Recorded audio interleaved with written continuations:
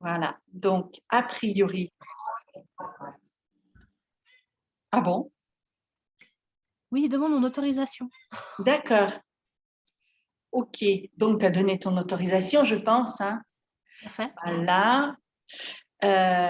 Donc, a priori, Facebook me dit que on va la faire taire.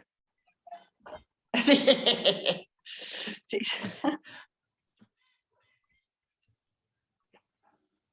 Il faut que je trouve, c'est là. Voilà, j'ai coupé le son de Facebook. Voilà, parce que bien sûr, si les gens veulent poser des questions, il faut quand même que je vois les questions, quoi. Ce serait sympa. Parfait. Voilà. Donc, on va attendre un petit peu, hein, il n'est que 17. Et puis, on va pouvoir parler de ce secourisme un peu particulier que j'ai découvert grâce à toi, Carole. Voilà. Bon. Ah, bon, on a déjà 4 personnes qui nous regardent, c'est magnifique. On va pas trop traîner, on va se lancer. On n'est pas comme ça. Allez, le public nous rejoindra, sinon ils nous verront en replay. Donc aujourd'hui, bienvenue à toi, Carole, sur mon live. Toi, tu es en Suisse. Parfait. On se connaît depuis quelques années maintenant. Hein? Tu n'as pas toujours été comme ça, mais on y reviendra tout à l'heure. Voilà. Et aujourd'hui, moi, je te reçois pour que tu nous parles du secourisme en santé mentale. Oui. Alors, moi, le secourisme, en ayant été sapeur-pompier, je savais ce que c'était. Mais c'est vrai que même la dernière fois où j'ai fait une remise à niveau, les problèmes psychologiques, mentaux, tout ça, on n'a pas de truc. Il y a un manque cruel par rapport à ça dans les premiers secours. D'ailleurs, aujourd'hui, en tout cas en Suisse, on a de plus en plus de premiers secouristes physiques, hein, comme on dit, qui sont face à des cas de santé mentale et qui, du coup, ne savent pas forcément comment réagir. Et il y a un programme magnifique qui a été créé il y a quasiment 20 ans en Australie, qui s'appelle First Hills Mental Health, et qui, en fait, a été créé par une personne concernée par la maladie mentale et puis un psychologue qui travaillait dans ce domaine-là et qui se sont rendus compte que, justement, il manquait quelque chose. Il y avait un truc qui n'était pas complet dans les premiers secours. Et ensemble, ils ont eu l'idée de créer ce programme pour répondre à ce besoin d'information et puis à ce… C'est absolument nécessaire finalement de savoir comment réagir parce que dans le programme pour lequel je donne des cours, on passe une petite vidéo avec un micro-trottoir. On pose des questions aux gens. Si vous voyez quelqu'un qui s'étouffe, comment vous faites? Si vous voyez quelqu'un qui saigne, comment vous faites? Et à chaque fois, les gens, ils se rappellent, tu sais, un peu leur samaritain. Quand on a passé le permis de conduire, on nous avait dit ça, ça, ça. Donc, il y a des trucs qui reviennent. Par contre, si vous voyez quelqu'un qui veut sauter d'un pont, vous faites quoi? Et là, il n'y a plus personne. Ouais. Ouais, c'est du basique, en fait. Hein. Qu'est-ce qu'on dit, qu'est-ce qu'on fait? On le retient, on le pousse. Et déjà, est-ce qu'on fait quelque chose? Est-ce qu'on fait quelque chose? Oui, tout à fait. Et c'est vrai qu'à l'heure actuelle, avec la situation qu'on vit depuis un peu plus d'1 an maintenant, des problèmes mentaux, psychologiques, on va en voir de plus en plus. Il y a déjà une augmentation incroyable, très certainement. Donc, ce que tu apprends, en fait, hein, ce secourisme, il s'adresse à qui? À tout le monde. Ce qui est génial avec ce programme, c'est que tout le monde peut y accéder, même sans aucune connaissance en santé mentale. Le but, c'est vraiment de pouvoir éduquer, parce que ça a aussi un but de déstigmatisation, hein, donc voilà, de pouvoir informer, en plus de former les gens. N'importe qui peut se former au premier secours en santé mentale. D'accord. C'est ça qui est génial. Donc, ça peut être utile dans la vie personnelle, dans la vie professionnelle. Oui. D'accord. Et en gros, qu'est-ce que vous abordez comme sujet dans cette formation? Alors, cette formation va aborder 4 grands groupes de troubles en santé mentale, c'est-à-dire les troubles de l'humeur, avec la dépression, le burn-out, les troubles bipolaires. On va également aborder tout ce qui est troubles de l'anxiété, avec un petit passage aussi sur le trouble de stress post-traumatique, par exemple. On va également aborder les addictions, donc que ce soit alcool, drogue, donc voilà, enfin, c'est vraiment tout ce qui est dans l'ingestion de substances. Et puis, on va également aborder la psychose. Alors, contrairement à ce qu'on peut voir au cinéma ou dans les livres, il y a très peu de gens, c'est un très faible pourcentage, hein, qui vont être confrontés à des épisodes psychotiques. Mais par contre, c'est très impressionnant. C'est d'ailleurs pour ça que c'est repris par le cinéma. Voilà. Donc, si jamais un jour ça doit arriver, c'est bien que les gens aient déjà un aperçu de ce que c'est et puis de comment aborder vraiment la question et d'avoir une vision qui soit un peu plus réaliste aussi. Oui. Voilà, tout simplement. Effectivement. Donc, en fait, sur le lieu du travail, ça va permettre de déceler les gens qui sont dépressifs, qui préparent un burn-out. Ça peut aussi, certains problèmes d'anxiété Ouais. liés, enfin tout ce qui est stress lié au travail. Mhm. Et en fait, vraiment, Enza va s'adresser plutôt aux proches. Contrairement au premier secours physique, où finalement tu peux secourir n'importe qui, dans la mesure de tes connaissances. Là, les premiers secours en santé mentale, on va surtout se concentrer sur les amis, sur la famille, sur les collègues de travail. Simplement parce que la détresse psychologique se voit par rapport à un changement de comportement. D'accord. Et ce genre de changement de comportement, il faut qu'on soit au contact de cette personne pendant un certain temps pour pouvoir l'observer. D'accord. OK. Donc, toi, tu nous en parles aujourd'hui, tu nous parles de cette formation parce que tu t'es formé au secourisme de santé mentale, mais tu t'es pas arrêté là. Alors non, il y a 2 ans, 2 ans, j'ai eu l'opportunité de me former en tant que secouriste. Donc, c'était vraiment quelque chose qui était tout nouveau à ce moment-là, en Suisse. Et puis, c'était l'occasion, vu que je travaillais dans une fondation d'accueil et d'action psychiatrique, enfin tout ce qui est santé psychique, c'était l'occasion de pouvoir un peu étoffer aussi mes connaissances et puis de voir autre chose, de pouvoir voir une autre facette finalement de la santé mentale. Et suite à cette formation-là, j'ai eu l'opportunité de me former comme instructrice, ce qui veut dire qu'aujourd'hui, je donne ces cours de premier secours en santé mentale. D'accord. Ça se passe comment, ces cours? Alors, à l'heure actuelle, ça se passe beaucoup en ligne. Mhm. Donc, le programme a dû être adapté, mais ça peut aussi se faire en présentiel. Et le but, c'est vraiment d'apporter du contenu théorique pour que les gens aient une base. Et puis ensuite, d'exercer cette théorie à travers les étapes des premiers secours en santé mentale. Donc, en fait, il y a 5 étapes dans ces premiers secours qu'on appelle Roger. Puisque c'est du langage radio, hein, ça veut dire OK, bien reçu. Mhm. Et ces 5 étapes sont déroulées de façon à pouvoir apporter l'aide nécessaire à la personne qui est en souffrance. D'accord. Donc, toi, à l'heure actuelle, en Suisse, en ligne, tu formes des gens, tu prépares. Alors, tu n'es pas toi-même la personne qui organise la formation, tu te contentes d'enseigner.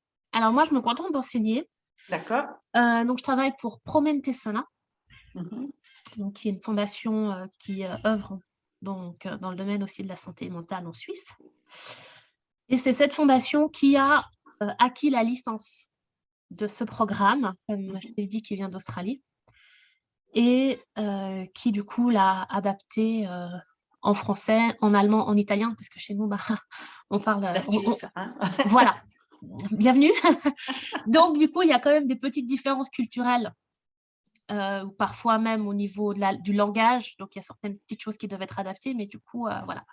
Ça s'est fait d'abord en allemand, Oui, Et puis ensuite en français, et là maintenant, ça se fait aussi en italien, ça se fait aussi en anglais. Donc voilà, on a quand même pas mal de possibilités de formation. c'est génial. Voilà. Et donc moi, je donne mes cours en français pour Promène tes salins. D'accord. Il t'est déjà arrivé sur ces formations d'avoir des Français ou d'autres francophones? Alors, des français régulièrement, Oui, oui, très régulièrement. Bon, principalement au niveau de la frontière, mais il y a quasiment toujours 2 ou 3 Français dans nos groupes. Et j'ai eu un élève belge. intéressant. Oui. Donc, effectivement, ça démontre quand même que ça n'est pas connu et qu'il y a un besoin. Alors, il y a un réel besoin, et puis c'est une formation qui s'appuie sur des études scientifiques, qui suit l'évolution aussi de la santé mentale. Donc, du coup, qui va s'étoffer, s'adapter aussi au fur et à mesure des découvertes, et de façon à pouvoir faire en sorte que ce soit le plus cohérent possible. Tous les pays à travers le monde qui ont cette licence donnent le cours selon le même modèle, D'accord. qui permet du coup de pouvoir comparer en fait d'un pays à l'autre comment est-ce que ça se passe, Oui, et l'évolution aussi des choses, et pouvoir faire des études en fait à l'international. d'accord. Bon, c'est une formation qui est payante. Oui, D'accord. OK. Donc, on mettra les liens de la fondation, enfin les liens pour les inscriptions si des personnes sont intéressées, qu'elles n'aient pas à chercher trop longtemps et tout à trouver fait. rapidement l'information. Voilà. Et tout à l'heure, je disais que toi, tu étais particulièrement, je ne trouve plus le mot que je pourrais utiliser là, mais c'est intéressant que ce soit toi qui aies fait ça, parce que moi, je te connais Ouais. et que je ne vais pas vous le cacher, hein, mais la première fois que j'ai vu Carole, ça faisait peur.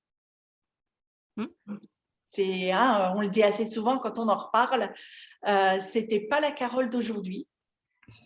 Tu as beaucoup évolué, mais parce que Oui. tu as été bien entourée et que toi-même, tu as fait le travail pour en arriver là. Mais je te laisse raconter. Alors, effectivement, donc, ma légitimité se base aussi sur le fait que je suis moi-même atteinte dans ma santé mentale, que donc je vis avec depuis maintenant pas mal d'années, puisque le diagnostic est tombé en 2007. Donc voilà, pas mal d'années d'errance, de recherche, de confrontation. C'est compliqué d'accepter le diagnostic, c'est encore plus compliqué de se soigner. Enfin, donc tu m'as connue à une époque qui était vraiment pas simple, on va dire ça comme ça, Oui, plutôt le on va dire prénom, ça mais comme ça. Oui, oui, oui. voilà. Voilà. Où je me cherchais encore beaucoup, où voilà, à part moi, il n'y avait pas grand-chose d'autre qui m'intéressait dans la vie. Disons-le franchement, hein, c'était.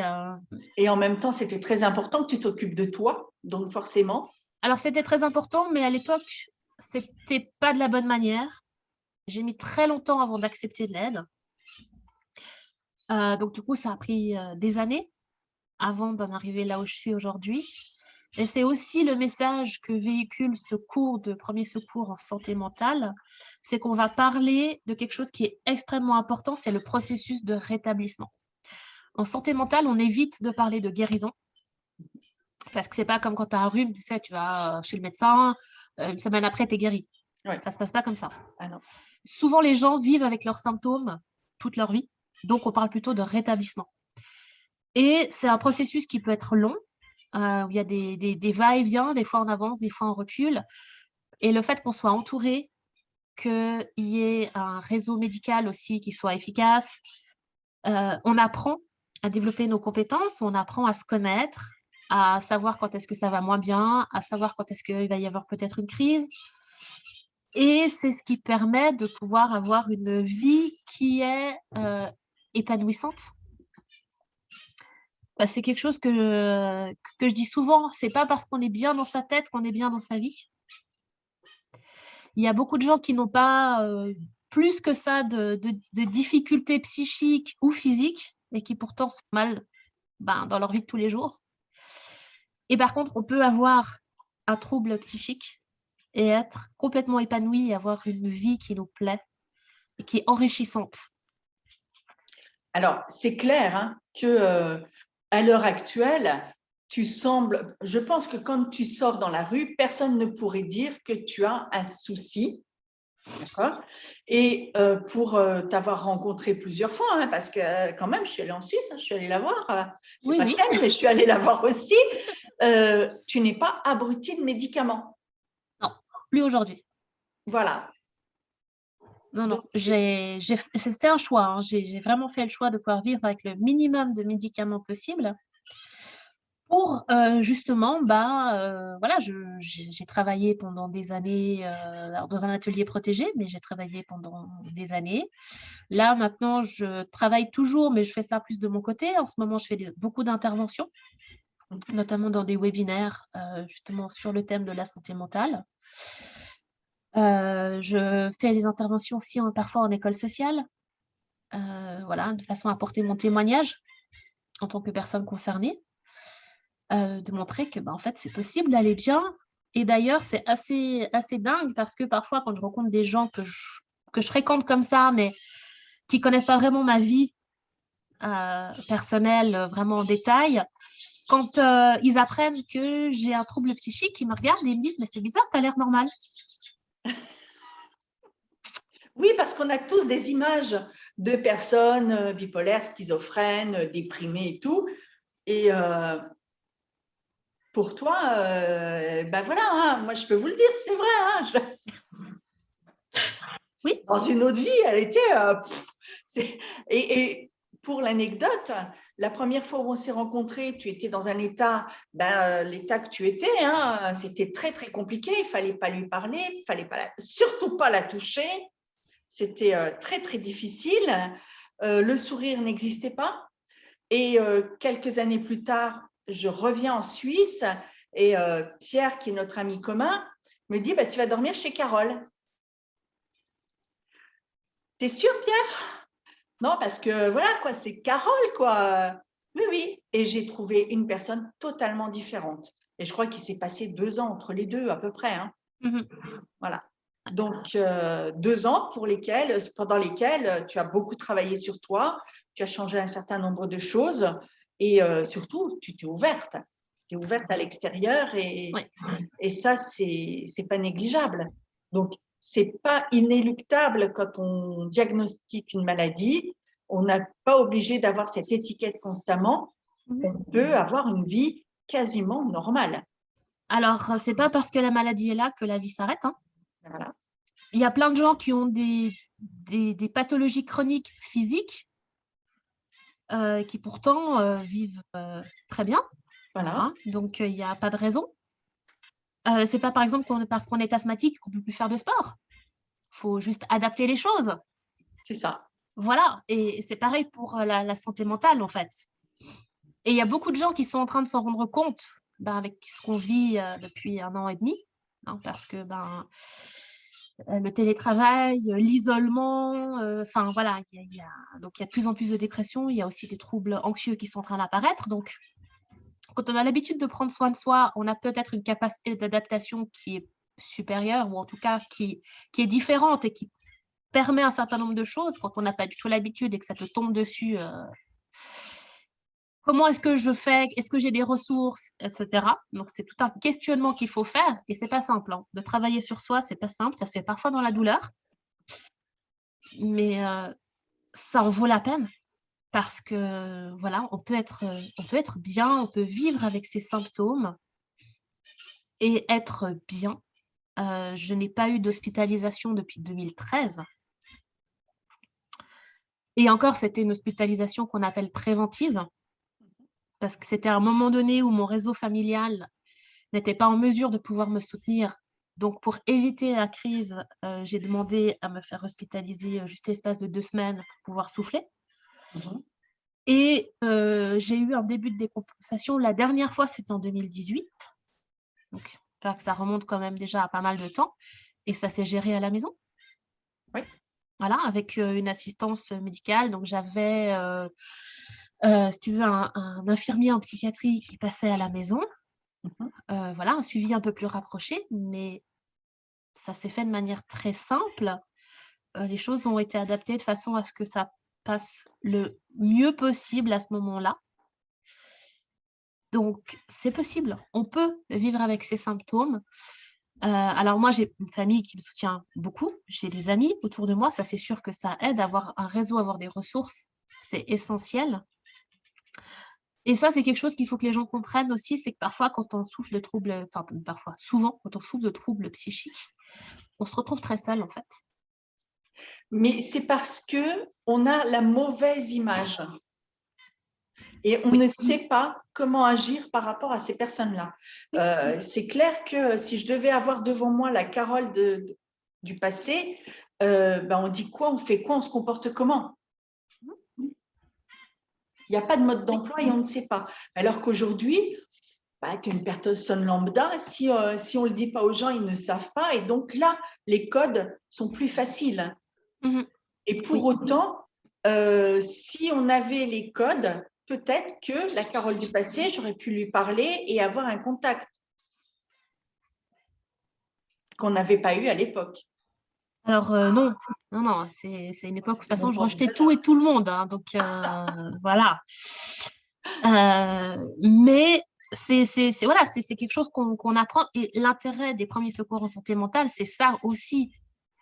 On veut pas former les gens pour qu'ils puissent diagnostiquer un trouble dépressif, ou une schizophrénie. Non, mais par contre, leur apprendre, déjà que ça existe, C'est ça. leur expliquer exactement en quoi ça consiste, de manière générale, parce qu'après, chaque patient va vivre ses symptômes différemment, va vivre sa maladie différemment. Enfin, voilà, c'est comme quand tu as le rhume. Hein. C'est pas parce qu'il y a 3 personnes dans la maison qui ont le rhume qu'elles vont toutes le vivre de la même manière, pour qui ça va Ouais. toujours durer de la même façon, etc. Ouais, Donc, c'est vraiment quelque chose qui est très propre à soi, ouais. à ses propres ressources aussi, à ses fragilités personnelles. Mais ça permet de, voilà, de dire, ben, globalement, un trouble de l'humeur, ça se présente comme ça, Ouais. de manière générale. Après, il peut y avoir des spécificités en fonction du trouble de l'humeur, en fonction de la personne.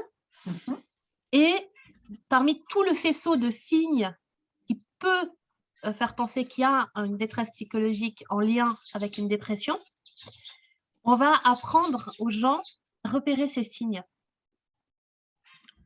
et à se poser la question, est-ce qu'il n'y a pas quelque chose d'autre qui est en train de se jouer? Est-ce qu'il n'y a pas quelque chose de l'ordre de la détresse psychique qui est en train de s'installer? Et du coup, de pouvoir questionner leurs proches aussi par rapport à ça, de pouvoir, entre guillemets, surveiller l'évolution de ces signes pour savoir si effectivement on tend vers une détresse psychique ou alors non, c'était juste un coup de blues ou c'était parce que ça nous arrive à tous. Oui. On estime qu'il faut 2 semaines de symptômes persistants pour commencer à parler d'épisodes dépressifs. D'accord. Voilà, en gros. Sachant que la plupart du temps, c'est des jeunes qui sont touchés. 75% ont leur premier épisode avant leurs 18 ans. D'accord. Donc autant dire que c'est souvent confondu avec l'adolescence. Ouais. Et il y a une grande majorité qui sont de toute façon atteints, enfin qui ont leur premier épisode dépressif avant leurs 30 ans. Donc ça reste une population qui est très jeune. Oui. Et c'est un âge où justement il y a plein de choses qui se passent, il y a plein de changements. Et c'est pas toujours évident de savoir où est-ce qu'on va vraiment, à quoi attribuer ce genre de choses, ce caractère, etc. Et pouvoir dire, il y a quand même un ensemble de signes qui peuvent vous faire penser que là, il y a quelque chose et aller poser des questions. Restez pas simplement attentiste et puis de dire, on verra bien. Non, là, je m'inquiète. Je vais poser la question. Je vais m'intéresser à la personne. Et si je me rends compte que oui, il y a peut-être quelque chose, il y a des médecins, il y a des groupes d'entraide, il y a plein de trucs qui existent. Et puis de se dire, ça nous est arrivé il n'y a pas très longtemps, dans une formation que j'ai donnée, une de mes collègues qui donne son premier cours. Et à la fin du premier cours, une des élèves arrive et dit, mais en fait, c'est moi. Je viens de me rendre compte que là, c'est moi. même elle n'avait pas conscience, en fait, Ouais. que tout ce qu'elle vivait était de l'ordre de la dépression et qu'il y avait vraiment quelque chose et que du coup, il fallait qu'elle parle à quelqu'un. Et c'est pas parce qu'on va parler à son médecin qu'on va finir à l'hôpital, qu'on va finir sous médicaments, qu'on va… Non, parfois, Voilà, juste parler et vider le sac, déjà, ça fait beaucoup. oui, bien sûr, Voilà. bien sûr. Et Oui, oui. puis, on peut vider son sac auprès de n'importe qui, en fait, hein. Ah ben, tout à fait. Tout à fait. Et je lisais il y a peu de temps le témoignage d'un jeune de mon village qui n'a pas 30 ans, qui est en école de journalisme à l'heure actuelle, et qui racontait la détresse psychologique des étudiants français, et notamment de ceux qui vont faire du droit, de la médecine, qui cravachent pendant des mois pour être au top et qui, à la fin de l'année, on leur dit bah non, toi, tu passes pas parce que non, bah non, t'es pas assez bon, poum, dehors. Et il dit tous les ans, on change d'amis parce que ben il y en a qui sont refoulés et ben, régulièrement, il y a des suicides, très régulièrement. Voilà. Donc, comment éviter ces suicides? Comment éviter cette détresse également? Je pense qu'il y a beaucoup à faire de ce côté-là, effectivement. Il y a énormément à faire et puis c'est très tabou dans notre société. Autant la maladie mentale que le suicide sont des thèmes qui sont extrêmement tabous. En Suisse, il y a plus de 1000 personnes par année qui décèdent par suicide. Et c'est plus que les accidents de la route, ce qui est assez hallucinant en fait. Ben oui, Sachant que, alors, je pense que tu en as entendu parler, on est quand même un pays où le suicide assisté existe, c'est ça. notamment à travers Exit. Donc, quand je te dis qu'il y a plus de 1000 suicides par année, c'est sans compter les suicides assistés. Oui, effectivement, oui. Donc, c'est assez impressionnant. Ouais. Et c'est d'autant plus dramatique qu'on n'en parle pas. Et souvent, les gens ont peur que d'en parler, ça incite les gens à le faire. Alors que peut-être que ça peut inciter certains, mais en tout cas, ça peut sauver beaucoup d'autres. Ça peut sauver beaucoup de vies et ça peut aussi justement faire en sorte que les gens se sentent à l'aise de pouvoir en parler. Enfin, ok. Et peut-être que c'était simplement des idées, ça peut simplement être de l'ordre du fantasme parce qu'on en a jusque-là, que c'est trop difficile. Parce qu'en fait, c'est ça, hein, le suicide, c'est pas un choix, c'est pas une volonté d'emmerder les autres. C'est à un moment donné dans sa vie, on est tellement au fond du bac qu'on ne voit pas d'autre solution, en fait. C'est ça, ouais, je C'est le pense. dernier recours pour aller mieux. Oui. Donc voilà, c'est vraiment une installation énorme de la souffrance. Et peut-être que si au moment où ces idées commencent à apparaître, on pouvait déjà en parler et puis poser les choses, Oui. ça éviterait une escalade de la souffrance, tu vois. Et Oui. déjà là, peut-être que ça permettrait de pouvoir dédramatiser les choses et puis d'éviter des issues qui sont fatales. Et c'est quelque chose qu'on apprend, que j'apprends dans mes cours de premier secours, c'est que le seul moyen de savoir si une personne a des pensées suicidaires, c'est de lui poser la question. C'est hyper confrontant. D'ailleurs, voilà.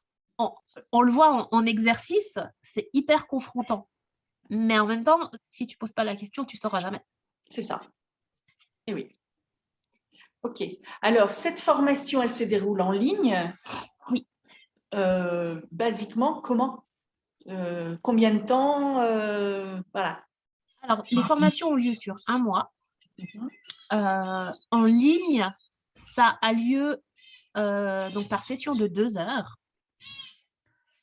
La première semaine, donc il y a 2 heures d'introduction au cours, voilà, sur des renseignements de base, d'où vient le programme, pourquoi, qu'est-ce que c'est globalement que la santé mentale, etc. Et puis, il y a une semaine qui va s'écouler avant le deuxième cours parce que on envoie le matériel aux élèves.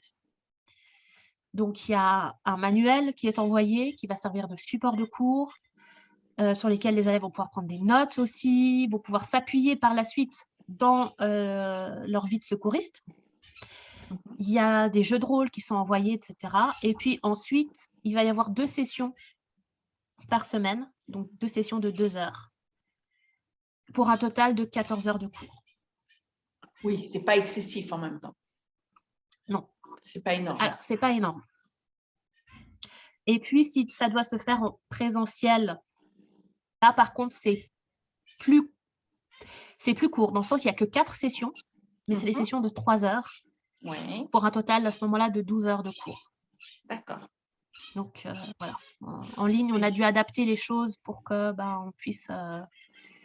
Oui, mais je trouve que ça n'est pas excessif, c'est pas excessivement long, c'est pas… voilà, et en général, ça se fait en fin de journée, je pense. Alors, ça se fait la plupart du temps en fin de journée, début de soirée. Ouais. L'avantage, c'est que tu es déjà chez toi. Donc, voilà. Après, on est conscient que les gens, du coup, ont une vie de famille, ont peut-être… voilà, il se passe des choses quand tu es en cours à la maison, la vie ne s'arrête pas autour de toi. Donc, il n'y a pas de souci si tu as besoin de t'absenter ou si tu as besoin d'aller chercher à boire, etc. Donc, on a des codes, des signes qui simplement, nous, en tant qu'instructeurs, nous signalent que, OK, je m'absente, mais tout va bien. Ouais. Parce que ça, c'est aussi toujours quelque chose qui reste un petit peu compliqué, c'est que parfois, ça fait écho à sa propre histoire, à des choses qu'on a vécues ou des choses que nos proches ont vécues. Ouais. Et ce n'est pas toujours simple à gérer, ce genre d'émotions. Et en tant qu'instructeur, on est aussi très attentif à ça, au fait que les élèves vont bien, qu'on ne les lâche pas comme ça à la fin de la session en disant bon, à dans 2 jours ou à la semaine prochaine. Ouais. Donc voilà, de s'assurer. Et on a aussi les numéros de téléphone des participants pour pouvoir les appeler si vraiment ça ne va pas. Et puis qu'ils ont besoin de parler, OK, on prend le temps au téléphone et puis on discute de qu'est-ce qui est possible, qu'est-ce que tu as besoin, etc. Voilà. C'est peut-être, je dirais, le bénéfice d'être à distance, c'est que la personne peut s'éloigner et sans alarmer tout le monde, voilà. Alors que quand tu es dans le groupe, tu vas peut-être pas t'autoriser à te lever et à sortir. Et voilà. Alors, ça peut être parfois un peu plus difficile. Après, l'avantage en tant qu'instructeur, quand tu es en face des gens, c'est que du coup, tu as le langage non verbal. Et donc, toi, tu peux déjà te dire, ah là, il se passe… Là, je sens que la personne n'est plus tout à fait à l'aise ou elle a décroché. Et du coup, pendant une pause, ou tu peux même organiser toi-même une pause en disant, voilà, on fait 10 minutes de pause et puis tu en profites pour aller voir cette personne. Et en tant qu'instructeur, c'est quand même plus confortable de devoir assister quelqu'un alors que tu es à côté que d'être à distance. Voilà. Mais après, on n'a pas non plus la même position. Donc, tu as déjà fait des formations en présentiel depuis que tu es formée? Alors, oui. J'en ai déjà fait. J'en ai fait une cette année, donc pour la Haute École de la Santé. Et c'est très intéressant parce que c'est des futurs praticiens dans le domaine de la santé. Et même eux, tu vois qu'il y a quand même certaines choses qui font écho et qui… Voilà, quoi, ça travaille et ça interroge aussi beaucoup sur soi-même. Ça oblige un peu à l'introspection, mais alors par contre d'une manière qui est très saine, qui est très bienveillante. Et c'est quelque chose aussi auquel on fait très attention, c'est que ça se passe dans la bienveillance, que les participants puissent se sentir libres de dire tout ce qu'ils ont envie de dire. Donc, il y a vraiment un devoir de confidentialité, autant par rapport à nous qu'aux autres participants. Et voilà, il faut vraiment qu'il y ait ce climat de confiance. Et puis, l'apport d'expérience personnelle est toujours enrichissante parce que ça rend concret, en fait, tout ce qu'on raconte. Exactement. Bon, écoute, je pense qu'on a fait le tour de tout ça. Donc, on mettra bien sûr les informations dans le descriptif ou en commentaire de la vidéo, il n'y a pas de souci pour commencer. Maintenant, s'il y a des gens qui veulent s'inscrire, ils pourront se former en ligne. Il n'y a pas de souci. Pour nous, les Lorrains, c'est quand même plus facile par rapport à la Suisse. Mais qui sait que va devenir cette vidéo? Qu'est-ce que ça va créer? Et pourquoi ne viendrais-tu pas un jour en France, en Lorraine notamment, former des personnes pour accompagner, pour déceler les problèmes qui pourraient surgir autour d'eux. Tout est possible. Tout est possible, mais bien sûr. Écoute, Carole, je te remercie de tout ça. Bravo à toi pour ce que tu fais, parce que c'est important, tout autant que le secourisme habituel qu'on connaît. C'est bien que enfin ça existe. Et il est important que maintenant, ça se développe au plus vite. C'est ça, tout à fait. Merci beaucoup. Merci à toi de m'avoir reçu. Eh bien, c'est un grand plaisir. Merci à tous. N'hésitez pas à poser des questions à Carole, soit en dessous de la vidéo, soit vous trouverez Carole, on la trouvera sur Facebook de toute façon. Oui, je ne suis pas très difficile à trouver. Ouais, voilà. À bientôt pour une autre vidéo.